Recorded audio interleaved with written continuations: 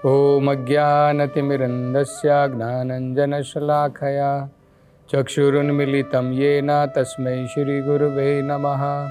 नमो विष्णुपदाय कृष्णप्रेष्ठाय भूतले श्रीमते भक्तिवेदान्तस्वामिन् इति नामिने। नमस्ते सरस्वती देवे गौरवाणी प्रचारिणे निर्विशेषशून्यवादी पाश्चात्यदेशतारिणे।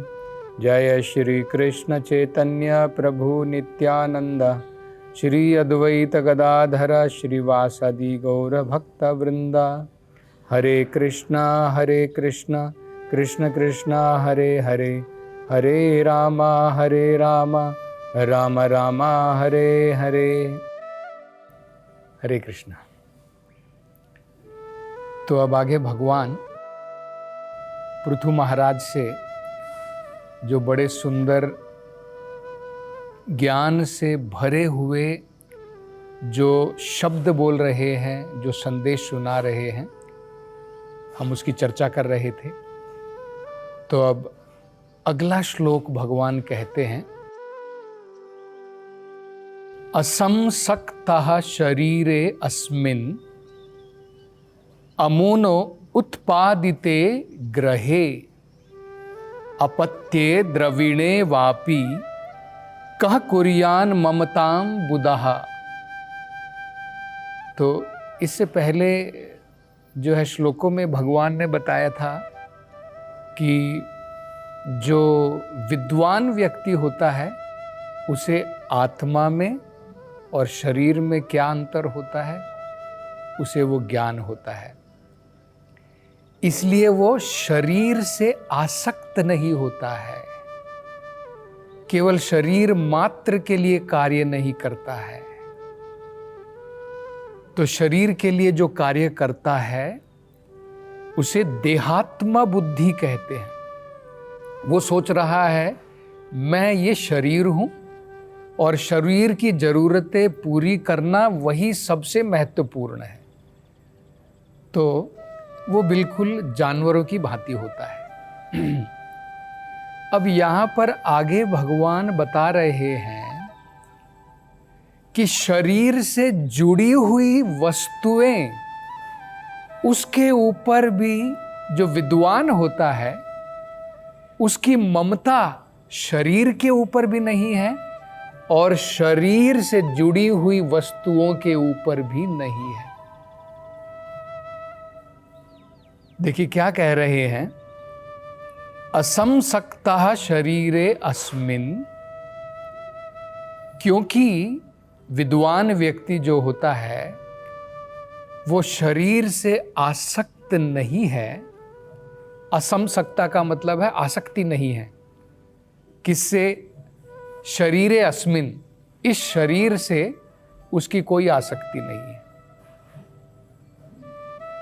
अमूनो उत्पादिते ग्रहे, और इस शरीर के द्वारा उत्पादिते, जिन चीजों का जन्म होता है इस शरीर के द्वारा, जो चीजें इस शरीर से जुड़ी हुई हैं, कौन कौन सी चीज जुड़ी हुई हैं?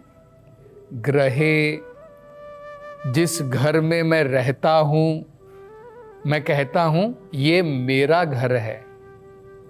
ग्रहे। अपत्ये, मतलब इस शरीर के जो बाई प्रोडक्ट होते हैं, मेरी संतानें, तो वो कहाँ से आई हैं? इस शरीर के कारण आई हैं। तो शरीरे उत्पादिते, ये सब शरीर से जो उत्पन्न हुई वस्तुएं हैं। मेरा घर हो गया, मेरी संतान हो गई, द्रविणे, और मेरा धन हो गया। द्रविण का मतलब होता है हमारी जो है धन दौलत, इसको द्रविणे कहते हैं। कह कुर्यान ममताम बुधाः, तो जो बुधाः है, जो ज्ञानवान व्यक्ति है, जो व्यक्ति जिसे आध्यात्मिक ज्ञान की प्राप्ति है, जिसे विद्वान कहते हैं, कह कुर्यान ममताम, उसकी ममता इन सब वस्तुओं के ऊपर नहीं है। तो देखिए, ये भी एक बड़ा महत्वपूर्ण प्रसंग है जिसे हमें सही प्रकार से समझना है। भागवत में वर्णन किया गया है, हम इस भौतिक संसार में हम कैसे बंध जाते हैं। हम लोग कहते हैं ना कि हमें संसार से मुक्ति की प्राप्ति होनी चाहिए। तो प्रश्न ये उठता है कि भाई हम बंधते कैसे हैं? अगर हमें यही पता नहीं चला कि हमें कौन सी रस्सियों के द्वारा बांध करके संसार में रखा जा रहा है, तो हम इससे छुटकारा कैसे प्राप्त करेंगे? जैसे जब कोई कैदी होता है, प्रिजनर होता है, तो उसको हाथ में या पाँव के साथ में जंजीरें बांधी जाती हैं, चेन से बांधा जाता है। लोहे की मोटी मोटी चेन होती है जिसके द्वारा उसे बांधा जाता है। तो इसी प्रकार से आत्मा कौन सी जंजीरों से, कौन सी चेन से बंधी है इस संसार में? आत्मा को तो हम लोहे की जंजीरों से तो नहीं बांध सकते हैं, वो तो शरीर को बांध सकते हैं। आत्मा को आसक्ति के द्वारा बांध सकते हैं। जब उसकी आसक्ति शरीर के ऊपर हो जाती है तो आत्मा, इसका बंधन प्रारंभ हो जाता है संसार में। देखिए, हम लोग बोलेंगे कि नहीं भाई, क्या है, ये तो स्वाभाविक है, नेचुरल है, शरीर के साथ में आसक्ति तो नेचुरल है। लेकिन हमें यह भी समझना है, ज्ञान के द्वारा हम अनासक्त हो सकते हैं, निरासक्त हो सकते हैं।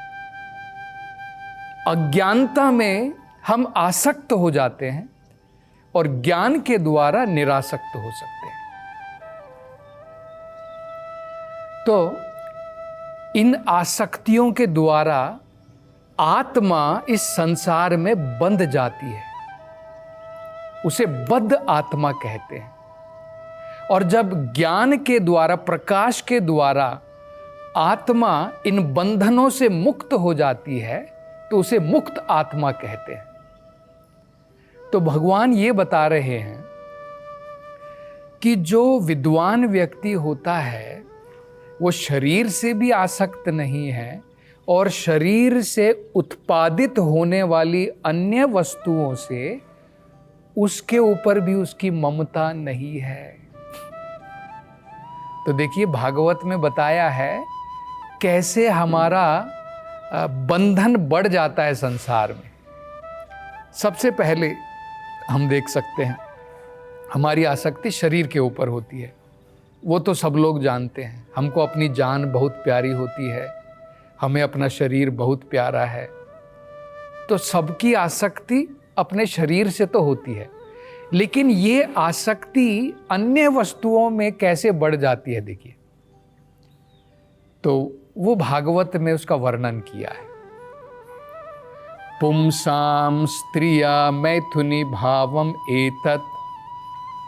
जब पुरुष सोचता है कि मैं पुरुष हूं और स्त्री सोचती है मैं स्त्री हूं, एक्चुअल में देखा जाए तो ना कोई पुरुष है ना कोई स्त्री है, हम सब आत्मा हैं।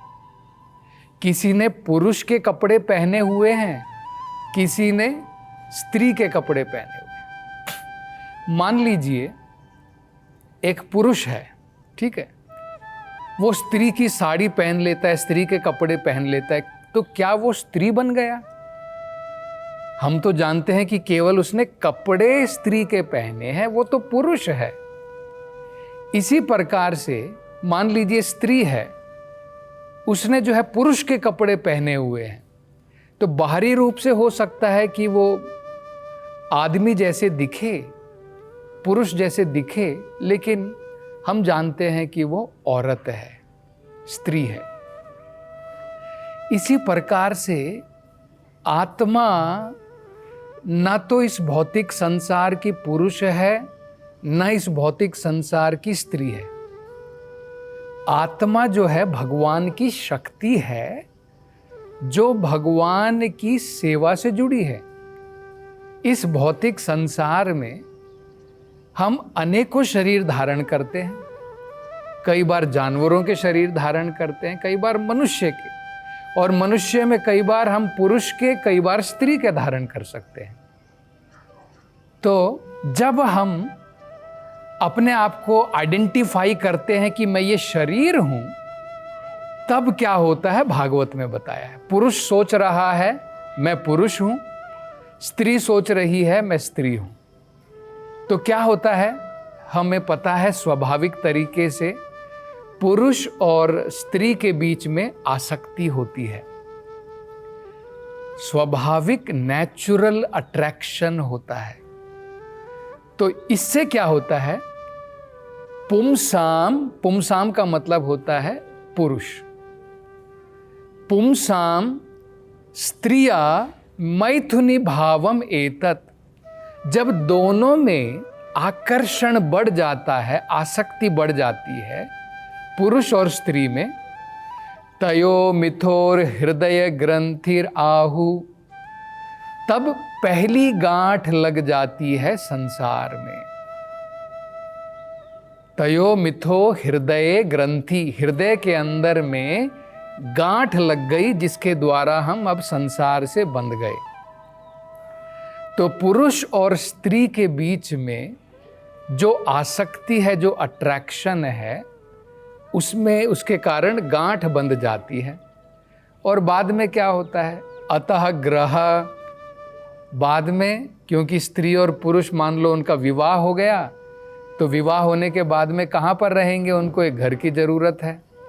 जब तक व्यक्ति ब्रह्मचारी है, मान लीजिए जब तक उसने गृहस्थ जीवन में प्रवेश नहीं किया है, तब तक तो उसे घर की भी ज़रूरत नहीं होती है। कई बार तो वो हॉस्टल में जाकर के सो जाता है, किसी दोस्त के घर में जाकर के सो जाता है। तो लेकिन जब अगर गृहस्थ जीवन में उसने प्रवेश कर लिया, तो अब घर की ज़रूरत पड़ती है। अतः ग्रह, तो घर के बाद में तो घर से आसक्ति बढ़ गई, ये मेरा घर है, ग्रह क्षेत्र, और बाद में उसे कुछ जमीन भी चाहिए। क्षेत्र मतलब होता है जमीन जायदाद, तो घर चाहिए, कुछ जमीन चाहिए। अतः ग्रह क्षेत्र सूता, सूता का मतलब होता है संतान चाहिए। नहीं तो हमें पता है कि गृहस्थ जीवन बिल्कुल शून्य लगता है, बिना संतान के ऐसा लगता है कि सब खाली खाली है। तो अतः ग्रह क्षेत्र सूता आप्ता, आप्ता का मतलब होता है बाकी रिलेटिव्स भी चाहिए, फ्रेंड्स भी चाहिए, पड़ोसी चाहिए, मित्र चाहिए, तो ये सब भी चाहिए होते हैं। आप्ता, सूता आप्ता, वित्तई, पैसा भी चाहिए, धन दौलत चाहिए। और क्या होता है, जनस्य मोहोयम, इस प्रकार से मोह में पड़ जाता है व्यक्ति। जनस्य मोहोयम, और फिर क्या बोलता है, अहम ममेति, मैं और मेरा, मैं, मेरा घर, मेरा परिवार, मेरा समाज, मेरा देश, मेरे ये मेरे वो। तो अहम और ममेती की ममता में फंस जाता है भौतिक संसार में। जो विद्वान व्यक्ति होता है वो समझता है कि ना तो ये शरीर मैं हूं और ना ही शरीर से जुड़ी हुई वस्तुएं मैं हूं। तो इसका मतलब क्या होता है, क्या वो व्यक्ति सब कुछ त्याग करके छोड़ करके चला जाता है? ऐसा नहीं है। व्यक्ति समझता है ये शरीर मुझे प्रदान किया गया है, मैं इससे आसक्त नहीं हूं, लेकिन इसकी जो जरूरतें हैं उसको तो मुझे पूरी करनी पड़ेगी। निरासक्त होकर के अपने कर्म करते जाना है, आसक्त होकर के नहीं। इस भौतिक संसार में ममता के साथ में नहीं, कर्तव्य के साथ में। ममता भगवान के साथ में, स्नेह प्रेम वो भगवान के साथ में। अगर आप इन वस्तुओं से प्रेम करोगे, इनके ऊपर स्नेह डालोगे, तो हमें संतुष्टि की प्राप्ति नहीं होगी। मान लीजिए आप अपने घर के ऊपर बहुत स्नेह करते हैं, आसक्ति है, बहुत अटैचमेंट है, तो एक दिन तो घर छोड़ के जाना पड़ेगा, तब कितना दर्द होगा आपको। भाई इतनी मेहनत से आपने जो घर बनाया है, अगर आपको पता है कि भाई एक दिन ये मैंने इतना बड़ा महल बनाया है, करोड़ों रुपये इसके ऊपर खर्चे किए हैं, और एक दिन के बाद में मैं इस घर से निकल जाऊंगा, दोबारा कभी हो सकता है इस घर के अंदर मैं पाँव भी ना रखूं, तो कितना दर्द होगा।